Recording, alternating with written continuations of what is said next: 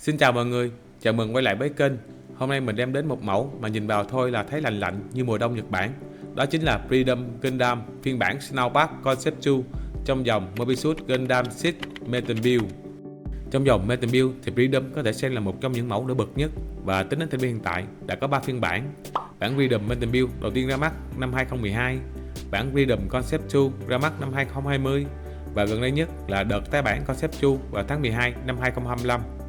Ngoài ra còn có phiên bản đặc biệt Snowpark mà chúng ta đang xem hôm nay. Vậy thì phiên bản này có gì khác so với Concept 2 thông thường?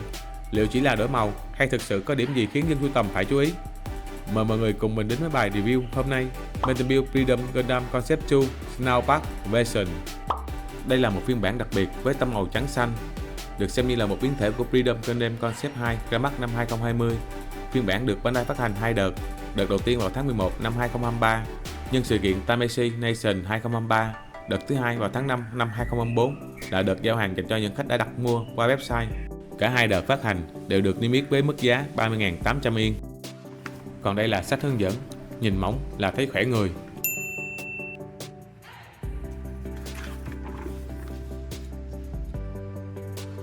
Về biên độ phần đầu của Freedom Gundam có thể nghiêng nhẹ sang hai bên nhờ sử dụng copy, nên phần đầu cũng có thể xoay gần một vòng khá linh hoạt. Ngoài ra, phần đầu có thể tháo rời khỏi thân. Tuy nhiên, có một điểm hơi đáng tiếc là ở phiên bản Metal Build Snowpark này, hãng chỉ cung cấp duy nhất một ve-fin và phần ve-fin được làm bằng nhựa cứng. Về phần giáp vai, thiết kế ở đây sử dụng hai khớp bản lề, cho phép mở giáp vai ra. Nhờ cơ chế này nên khi tạo dáng đưa súng ra phía trước, tay sẽ không bị cấn vào giáp. Phần giáp nhỏ ở bên hông vai cũng có thể mở. Tuy nhiên, theo mình thì chi tiết này thiên về trang trí nhiều hơn, vì khi nâng tay lên ngang vai thì phần giáp này cũng tự mở theo chuyển động của tay.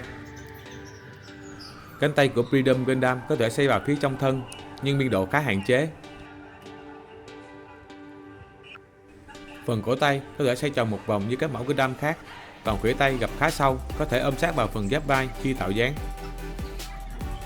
Phần hông của Freedom Gundam có thể gập về phía trước khá tốt, giúp mẫu giữ thăng bằng khi gắn cánh sau lưng. Nhờ vậy, khi tạo dáng chuối người phía trước và cầm súng đưa ra, tổng thể sẽ nhìn rất tự nhiên.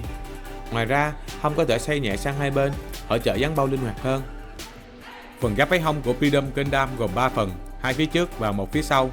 Hai giáp phía trước có thể mở khá rộng, giúp tăng biên độ cho chân khi tạo dáng. Phần khuỷu chân gập khá sâu, chuyển động mềm mại và mượt, nên khi tạo dáng bước, quỳ hoặc bay nhìn rất tự nhiên. Giáp váy sau mở vừa phải, nhưng vẫn đủ để hỗ trợ các dáng bay trông hài hòa hơn. Ống đẩy phía sau bắp chân được làm khá chi tiết, giúp tổng thể phần chân nhìn cơ khí và đẹp hơn. Biên độ bàn chân và mũi chân có thể chỉnh lên xuống một chút, hỗ trợ khá tốt cho các tư thế bay hoặc đáp xuống. Phần bàn chân của Freedom Gundam được thiết kế thon gọn và khá cân đối với tổng thể, nên nếu không gắn cánh thì đứng trên mặt phẳng khá ổn. Tuy nhiên khi gắn cánh, đặc biệt là dáng thu cánh đưa ra phía sau, trọng tâm sẽ bị kéo về phía sau, lúc đó phải chỉnh hông chúi nhẹ về phía trước để giữ thăng bằng. Nhưng nếu nhìn ở góc nghiêng thì tổng thể sẽ hơi bị lộ và trông chưa thực sự đẹp. Tính cả phụ kiện và bộ cánh thì em này nặng khoảng 418 gram, cầm trên tay khá đầm và chắc. Nếu tính cả phần cánh bung ra, chiều cao tổng thể khoảng 33 cm, còn tính riêng từ chân đến ve-fin thì khoảng 20 cm. Giờ ta sẽ đi vào vũ khí đầu tiên là cặp Raygun. Khi không sử dụng, khẩu súng sẽ gập lại thành 3 phần khá gọn ở hai bên hông. Còn khi chiến đấu thì sẽ bung ra hai bên để khai hỏa. Một chi tiết khá đẹp là phần đuôi súng có thiết kế tách lớp. Khi bung ra sẽ lộ thêm các chi tiết cơ khí bên trong, nhìn khá bắt mắt. Mỗi cặp súng đều có một tay cầm phụ được giấu ẩn bên trong, khi cần có thể mở ra để nhân vật cầm súng. Cặp Railgun được gắn khá chắc ở hai bên hông, người chơi có thể xoay súng đưa ra phía trước hoặc ra phía sau tùy theo cách tạo dáng, khá linh hoạt. Tiếp theo chắc chắn phải nói đến bộ cánh, một trong những điểm biểu tượng của Freedom Gundam. Phần khớp của bắt bạc có thể xoay ngang và nâng lên hạ xuống, giúp cánh xòe rộng hai bên hoặc cụp về sau tùy theo dáng bow.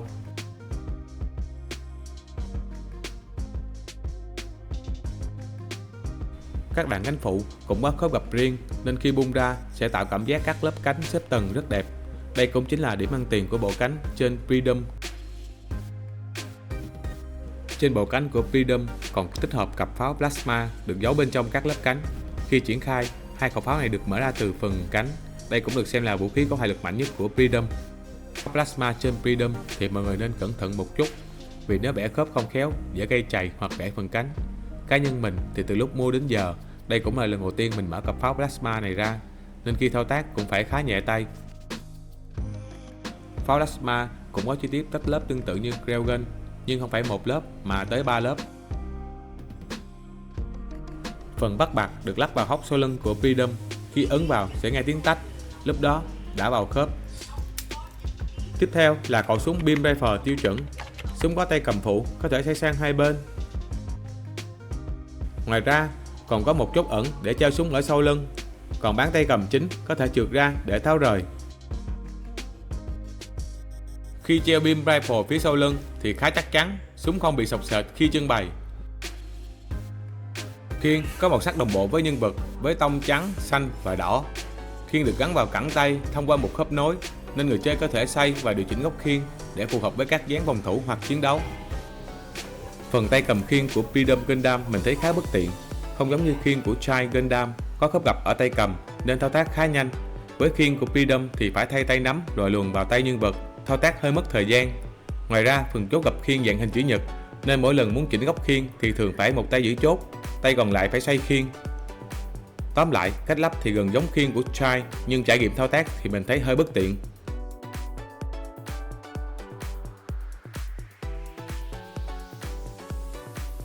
Hãng cung cấp 2 chuôi kiếm beam saber cùng một chuôi nối đặc biệt, kèm theo 2 hiệu ứng tia năng lượng.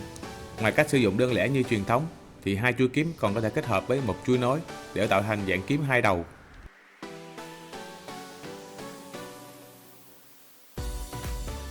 Hai chuôi beam saber của Freedom Gundam có thể cất gọn trên cặp súng railgun ở hai bên hông, rất chắc chắn. Mẫu này được hãng trang bị 5 cặp bàn tay thay thế. Ngoài chốt giữ lại A, hãng còn cung cấp thêm chốt lại B, giúp tăng thêm sự lựa chọn khi tạo dáng cho Freedom Gundam. Cá nhân mình thấy các mẫu Gundam ít khi được hãng trang bị chốt lại B, nhưng thực sự chi tiết này khá hay vì giúp đa dạng hơn khi tạo dáng bow cho Freedom Gundam. Nếu mình nhớ không nhầm thì Gundam F91 cũng từng được cung cấp 2 chốt tương tự, nhưng thiết kế sẽ khác một chút.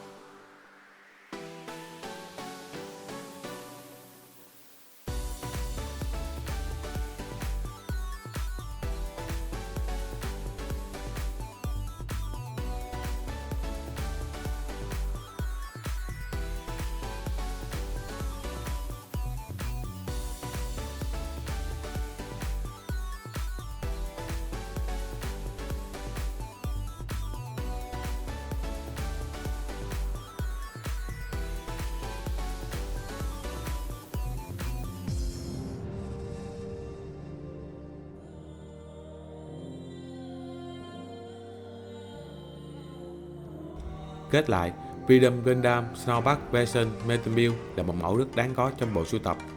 Điểm mình thích ở phiên bản Snowpark là mẫu này được phát hành nhân sự kiện Tamashii Nation 2023 nên cũng mang tính kỷ niệm khá đặc biệt. Về màu sắc, tông trắng xanh băng nhìn khá là mắt và khác hẳn bản concept 2 thông thường. Về khớp thì em này làm khá tốt, mình đã tạo dáng nhiều kiểu nhưng khớp vững chắc, chưa thấy dấu hiệu bị lỏng. Đặc biệt, bộ cánh khi bung ra tạo dáng nhìn rất hoành tráng. Đây cũng chính là điểm ăn tiền của mẫu này. Ngoài ra, độ hoàn thiện chi tiết cùng trọng lượng khá đầm tay cũng là điểm cộng lớn của mẫu này. Tuy nhiên, mẫu này vẫn có một vài điểm chưa thực sự hoàn hảo. Ví dụ như V-Fin chỉ có một chiếc nên phải khá cẩn thận khi chơi. Tay cầm khiên hơi bất tiện khi lắp, và khi gắn bộ cánh lớn phía sau thì luôn lúc phải chỉnh lại trọng tâm để đứng cho cân bằng. Thêm điểm chưa được nữa là về giá. Hiện tại, giá đã tăng khoảng 1,5 lần so với giá pre-order, nên với nhiều người chơi thì cũng khá chát. Tuy vậy, đây vẫn là một mẫu rất được cộng đồng quan tâm, nhất là khi Freedom được điều khiển bởi Kira Yamato, nhân vật chính từng lái Giant Gundam, mẫu mà mình cũng đã làm review trước đó. Tới đây, mọi người đang phân vân giữa bản Freedom Concept 2 thường và bản Snowpark Concept 2, thì cá nhân mình khuyên nên ưu tiên bản Snowpark này, vì đây là phiên bản kỷ niệm Tamashii Nation 2023 nên cũng có giá trị sưu tầm hơn. Còn bây giờ thì mình chuẩn bị làm tiếp một mẫu khá thú vị, đó là Raiden Gundam, cũng chính là đối thủ của Freedom Gundam trong series. Cảm ơn mọi người đã xem, bye bye và hẹn gặp lại trong video tiếp theo.